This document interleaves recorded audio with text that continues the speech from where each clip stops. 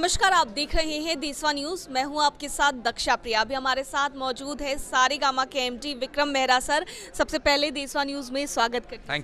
Thank you ji sir, बहुत सारी ऐसी भाषाएं, अभी तो आप आए हैं अरविंद जी के गाने को लेकर लॉन्चिंग के लिए आए, लेकिन कई सारी ऐसी भाषाएं हैं और भोजपुरी ही क्यों सर? नहीं, देखिए, पहली बात तो सारेगामा हिंदुस्तान की सबसे पुरानी म्यूज़िक कंपनी है।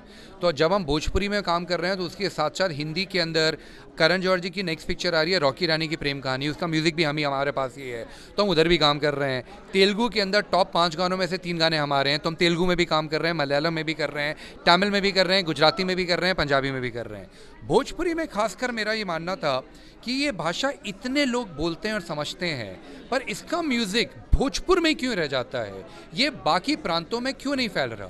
अब हम ऊ अंटा मामा तेलुगु गाने को पूरे देश में लेके गए हुए हैं, तो ऐसे ही अभी RRR का गाना नाटो नाटो इतना लेके गया है, कितना गर्व होता है मुझे जानते हुए कि तेलुगु का गाना कहाँ तक पहुँच रहा है। तो भोजपुरी के गाने भी सबके पास पहुँचने चाहिए और इतना अच्छा म्यूज़िक बनता है यहाँ पर। तो हमारी अटेम्प्ट यही चल रही है, इस म्यूज़िक का स्टैंडर्ड और बढ़ाइए और इसको मार्केटिंग करते हुए देश के सारे प्रांत और बाकी देशों में, सिर्फ मॉरिशस ही नहीं, बाकी देशों के अंदर भी इस म्यूज़िक को लेकर जाएं।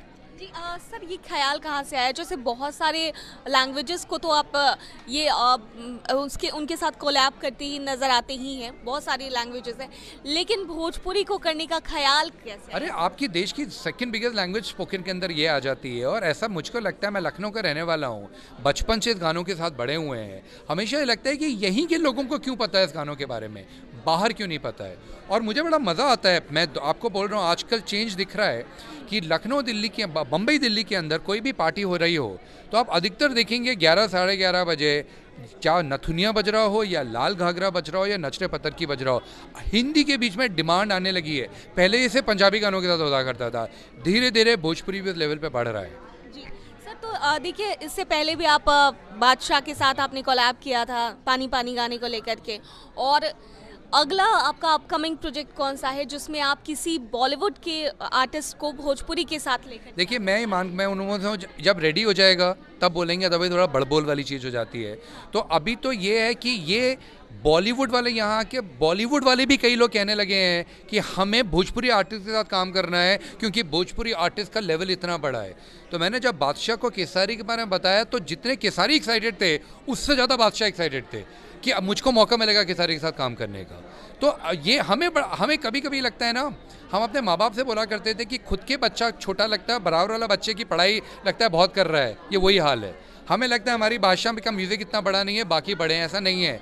बाहर वालों को लगता है ये म्यूज़िक बहुत बड़ा है, तो गर्व रहना चाहिए और इस तरह के कोलैबोरेशंस होते रहेंगे। जी, तो सर देखिए, म्यूज़िक प्रोड्यूस करती है आपकी कंपनी, और बाहर के जो भी आर्टिस्ट होते हैं उनका भोजपुरी को लेकर के क्या होता है जब वो लोग सुनते हैं कि भोजपुरी है, भोजपुरी लैंग्वेजेस है, तो उनका सुनकर के रिएक्शन क्या? देखिए, अभी तो मैं आपको बताता हूँ, थोड़ी बहुत ईर्ष्या होने लगी है लोगों को, क्योंकि अगर जब मैं यूट्यूब की पॉपुलैरिटी चार्ट में चलूँ तो अगर कोई लैंग्वेज डोमिनेट करने लगी उसके अंदर तो भोजपुरी है। तो हर जने का ये कहना है कि भाई ऐसा क्या मैजिक हो रहा है, पार्टियों में भी भोजपुरी बजना शुरू होता जा रहा है। तो अभी तो लोग समझना चाहते हैं कि इस म्यूज़िक की बीट्स में ऐसा क्या है कि इतने लोग दीवाने होते चले जाते हैं। जी सर, आखिरी सवाल की अपकमिंग प्रोजेक्ट्स कौन से, ये ज़रा थोड़ा देखिए, मैं अपकमिंग ब्रॉडली आपको बोल सकता हूँ कि हम सारेगामा, हम भोजपुरी के अंदर बड़े आर्टिस्ट, चाहे वो केसारी हों, पवन हो, कल्लू हो, रितेश हो, अंकुश हो, अक्षरा हो, शिल्पी हो, इनके साथ तो काम करते ही रहेंगे।